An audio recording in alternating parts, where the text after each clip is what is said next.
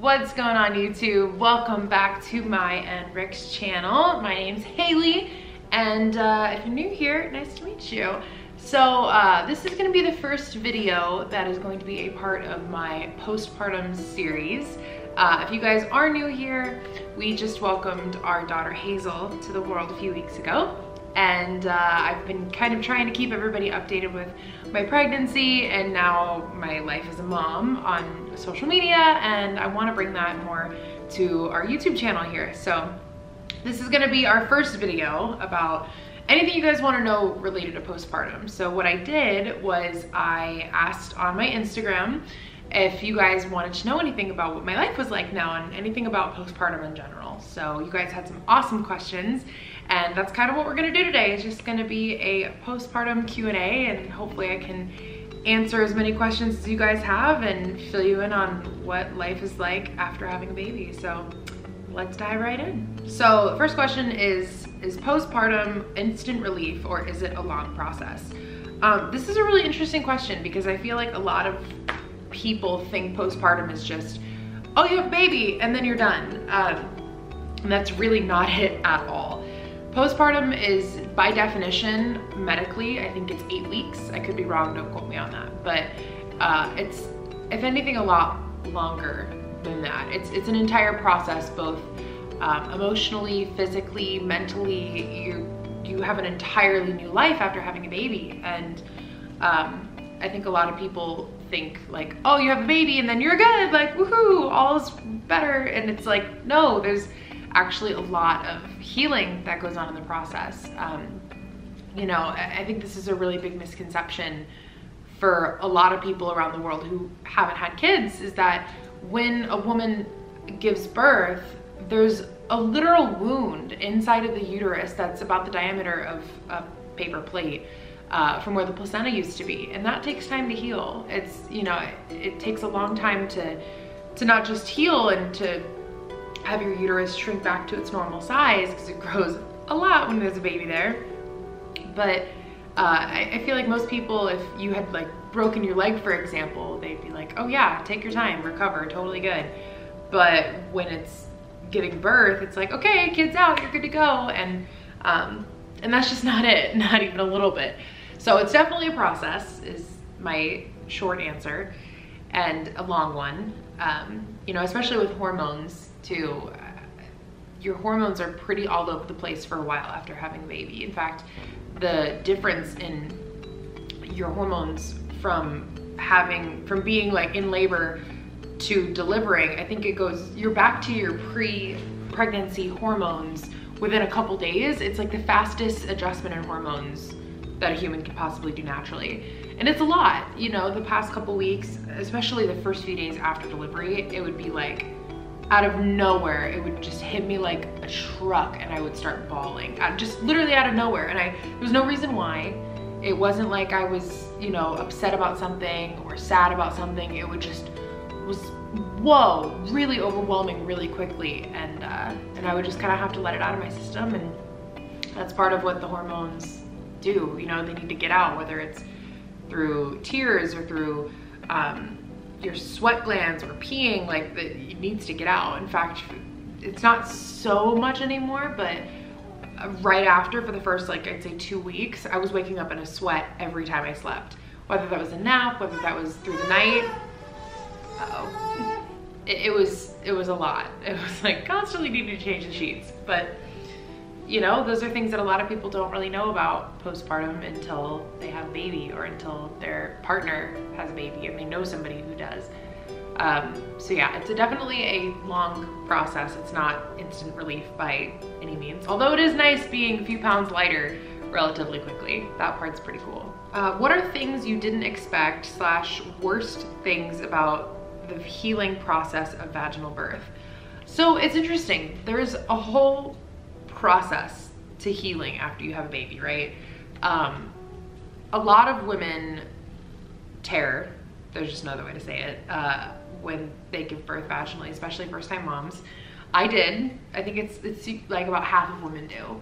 And I kind of had a feeling I would, because my mom, for instance, had an episiotomy, which, if you don't know what that is, it's not nearly as common as it used to be, but it would be where doctors would make an incision in the vagina to help open up the birth canal for the baby to come out and sew you back up. I didn't have one of those. They more often let you tear naturally now. But I did tear. I had a 2nd degree tear. And the healing process is a lot. It's actually not as intimidating as I thought it was gonna be. I was terrified. I was really scared of tearing. I tried to do everything I could to avoid it. I did perineal massages, I researched, I looked into everything. And ultimately, you're either gonna tear or you're not. I did. So I was sitting there thinking like, oh, it's gonna be the longest recovery. It's gonna be so hard. It's gonna be so painful. And it was. But it wasn't nearly as long as I thought it would be. So the whole process of recovery after a vaginal delivery, whether you tear or not, from what I understand, this is just my experience, is you've got like the biggest pads you've ever seen in your life. It's not just like period pads. It's like, whoa, 3 times the size of period pads, because there's a lot of bleeding postpartum. I will be 3 weeks postpartum tomorrow, and I'm still spotting. I'm still having discharge. It's not heavy bleeding anymore, but it's definitely still something. So you have these really heavy pads. You get a peri bottle, which is just like a little squirt bottle, and you fill it with warm water so that way you're not like wiping against your stitches if you have them, or against the like tender area of your vagina. So you kind of rinse off with the peri bottle after you go to the bathroom. There's this numbing spray called Dermaplast. You spray all up in your vagina. It helps a ton. And then witch hazel pads that you put along the pad to soak up all the blood, and that helps to kind of cool it down and keep it numb. So that's the hospital process of how you kind of clean up and take care of yourself whenever you go to the bathroom. And then a ton of ibuprofen. I was on ibuprofen like every 4 hours round the clock. And essentially that was a really big thing that I noticed, because in the hospital they're delivering you pain medication on a routine basis. And once you're home, it's your responsibility to remember to take your medicine. So if I forgot, or I went a couple hours extra, I was sore and it was noticeable. But my favorite thing that I made for myself postpartum was padsicles. I had researched these, I'd heard about these, and I found out how to make them on YouTube here. And I found a really great recipe that used aloe vera, jojoba oil, and witch hazel. And just soaked up, I did this while I was still pregnant, soaked up a bunch of pads with it all and froze them. And it felt so cool and nice and relaxing to be able to use those after delivering vaginally. But it's not nearly as bad as I thought it was gonna be. So if you are pregnant and you are hoping for a vaginal delivery, yes, it's intimidating, yes, it hurts, yes, it sucks, but I guarantee you you're making it out a lot worse in your head than it actually is. So keep that in mind. Question for you and Rick: was it hard during and after dealing with the mood swings? Yes. I mean, the mood swings were definitely there when I was pregnant, but it became a lot more apparent when all those hormones were coming out those first couple weeks, like I mentioned. Rick was great. I mean, anytime that I was feeling overwhelmed or I would just break down, he was there, and he would do whatever I needed him to do until I calmed down and got it out of my system, which luckily didn't usually take more than, 15, 20 minutes at most, just to cry it out and be like, okay, I'm good, and then continue with my day. But it's hard feeling that out of control. It's not fun when you don't feel like you have any say over your emotions and your hormones. And they kind of just, it's like being on your period, but times 100, because I can get moody and then be like, oh yeah, that explains it, I'm getting my period soon. But this is literally like, oh my God, I physically can't control myself. I'm crying and I don't know why. So that was hard. And I think it was probably difficult for Rick to see me like that, but I could not have asked for anyone better to help me in that situation. Like when I was feeling that way, all I wanted was him, and he was there. And so I feel really lucky to be able to have somebody in my life who was there for me that way. How soon did breastfeeding become easy? I'm 2 weeks postpartum and struggling with breastfeeding. It's still not easy. I'll be totally honest with you guys. Breastfeeding was really scary for me. I mentioned in the past, I did have breast augmentation done when I was 19. I'm 25, I'll be 26 in October, so wow, 7 years ago already. And when I got my boobs done, I made sure that I was like, this isn't gonna affect me breastfeeding, and they said more than likely not. So I was intimidated a little because I didn't know for sure that I'd be able to breastfeed. And I'm really lucky to know that, yes, I can breastfeed fine, my supply is great, and that's not an issue. However, it is a bit more painful, I think, for me than it would be otherwise, just purely because my nipple sensitivity changed a lot when I got them done, and it, in a lot of ways, did become a little bit more painful. So with Hazel, the typical breastfeeding hold is cradle, right? We hold them in the crook of your arm like this, and that's how they eat. And that's what we did for the first week, and it was brutal, and it was the absolute wrong hold for me. And I had no idea that there was such a thing as a wrong hold for anyone, right? Like, I thought that was just how you did it. And a friend of mine, my friend Jessica, had given me a book on nursing, and I was reading it, trying to figure out what I could do, because she looked like she was latching right. I mean, her mouth was wide open, it was all the way on the areola, it looked right. But my nipples were bleeding, they were cracked, it was super painful, and I couldn't figure out why. And I read that the football hold was better for women who had bigger breasts, which, hello, after having my boobs done and now having a baby, my boobs are freaking huge. So I decided to try that, and it was like a night and day difference. In fact, I tried it, I think it was after Hazel's first pediatrician appointment. And I have a boppy that I use, it's a nursing pillow, and you hold her down here like this, and it was so much more comfortable. It still isn't completely comfortable. Like, she latches on and I'm like, freaking ow. But it's gotten easier, it really has. So if anybody is struggling with breastfeeding, making sure that the baby's latching correctly is a really big part of it. The latch is a lot different than you'd expect it to be. Make sure you look up how babies are supposed to latch. I can describe it for you, but it's better to have an actual visual of what it's supposed to look like. But this is the best way I can describe it, like the baby's chin come to the breast first, and then having the nipple kind of go up towards the roof of their mouth will provide a better latch for them. And also just trying different holds, what's comfortable for you. There's a bunch, there's cradle, there's football, there's cross cradle, there's a whole bunch of different things that you can try. So just play around with it and figure out what's comfortable for you. But ultimately, as the baby gets to be a better eater, as you get more comfortable at it, as you learn what the right hold is for you, and knowing that your baby's latching properly, it will get easier over time. And if it's not, make sure to ask a lactation consultant. Usually at the hospital that you deliver at, there will be a consultant that you can contact postpartum as well. So if you're having any issues nursing or any issues related to it at all, you can typically reach out to the hospital you delivered at and talk to the lactation consultant there, and they'll help you. But so far, breastfeeding has been a very intense journey. It's been great, and I'm really starting to enjoy it now, which is nice. But especially that first week when my nipples were like literally bleeding, and I was crying every time I had to feed her, that was really hard. But just purely in the fact that it's free, it's healthier for the baby, there's so many reasons to breastfeed versus not, that I'm really glad that I've stuck it out so far. So it's hard, but it's worth it. So stick it out if you can. How did the dogs react to the new baby? I love this question. So Vala is actually not here right now. She is at summer camp in North Dakota.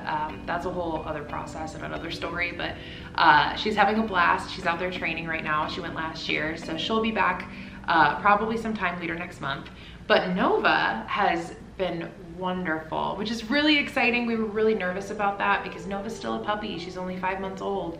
And so we didn't really know how she was gonna react to the baby, but she's been super, super sweet. In fact, we have a little lounger that Hazel sleeps on, and whenever she's chilling there, if we're all watching a movie on the couch, Nova will just go up and put her little face there and nuzzle her, and loves to give her kisses, lick her face, and she's been really, really great, which has been nice. And the cats have been interested, but a bit more standoffish. They don't really know what to make of her quite yet.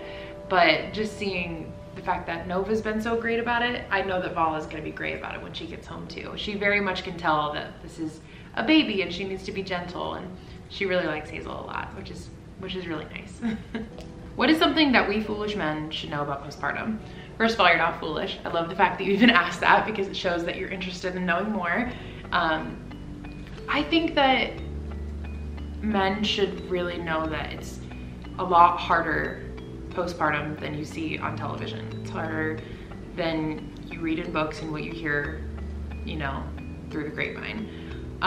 just recognizing that what your partner is doing, or your sister or your daughter or any woman in your life is going through, and honoring the fact that it's as hard as it is, that in itself is really important. And I didn't even know how hard it was gonna be until I started doing it. But I think it's a healing process for women, and knowing that it's not normal for women to just bounce back is also really important, because again, I feel like there's this notion that, oh, you've had the baby, so we're like, got your body back yet? And it's like, no, it doesn't really work that way. It takes a long time. It took 9 months to grow a baby, and it takes just as long to get your body back after. So knowing that it's a really long healing process, and that it takes a lot of time, and that, you know, the uterus doesn't even shrink down to its normal size until typically 4 to 6 weeks postpartum. So my uterus is still probably it's still got another 3 weeks until it's back to its pre-baby size. Those are all really important things to know. So, and don't think that this video is only for women, guys. This is for everyone to learn about, because pregnancy and babies and reproduction, this is the most natural thing in the world for humans. Tips for recovery: I'll be a mom in a few days. First of all, congratulations, that's really exciting. Take it easy. Don't try and rush back to anything. Accept help. Stay in bed, lay down, stay off your feet, let your body do what it needs to do. Ultimately, you know, if you, after the first week and you've been in bed and you've been relaxing and resting and recovering and walking around, that's really good for you and totally helps. But just listen to your body. I know it's so easy to want to dive back into being active again and going and doing things you used to do before the baby and going out. Just, that will all be there, and you can still do all those things eventually. But recovery is best when you take it at your own pace, you listen to your body, take the medicine that your doctor prescribes you, follow the doctor's orders, whether that's changing your pad however often you need to, or taking whatever medication, or staying off your feet. Everyone's delivery experience is different, and everyone's postpartum experience is different. So I would just say listen to your body. And ultimately, the padsicles are great. They will be your best friend, especially if you had a vaginal delivery. Don't be afraid to make them. Don't be afraid to use them. Seriously, the coolness is like so nice. What did you do with the placenta? Nothing. I did not do anything. I thought about doing that's not true. I didn't think about doing it. I've researched plenty of what people do with their placenta postpartum. A lot of people can do encapsulation, where they can like take it as a pill afterwards, or some people just eat it. Wasn't for me, ultimately. From what I understand of encapsulation, and I can't really speak a lot to this because I haven't researched it very much, is the places that do it aren't like certified, so to speak. It's literally, you just have to find a place that does it and trust it. And ultimately, it wasn't that important to me to worry about. I knew she was gonna be healthy. We did do delayed cord clamping, which I've read a lot about and I know is really helpful. But as far as the placenta goes, we just toss it. Bye. As a husband, how can I help my wife during this process? Such a great question. I love you for asking that. Honestly, just be there.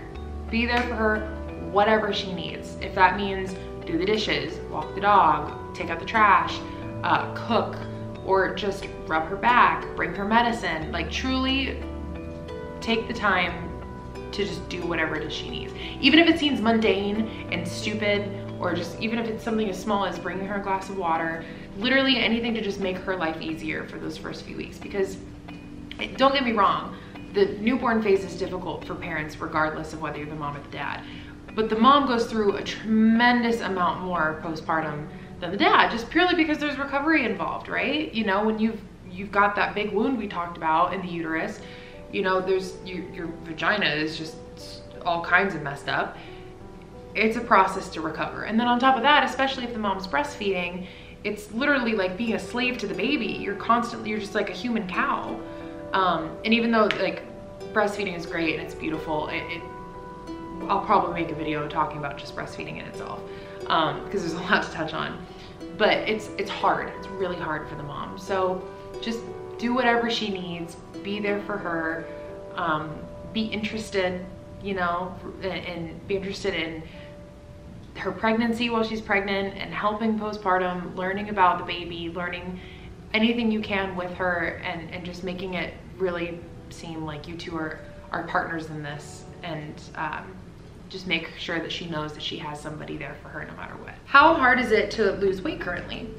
I haven't really started or even bothered thinking about losing weight at this point. I mean, I've weighed myself since I've had the baby, and I've actually lost half of the baby weight already, which is mind-boggling to me, because obviously Hazel herself was just over 7 pounds, and then there's all the amniotic fluid, there's the blood, there's the placenta, there's the size of the uterus, there's so much that's coming out after you deliver.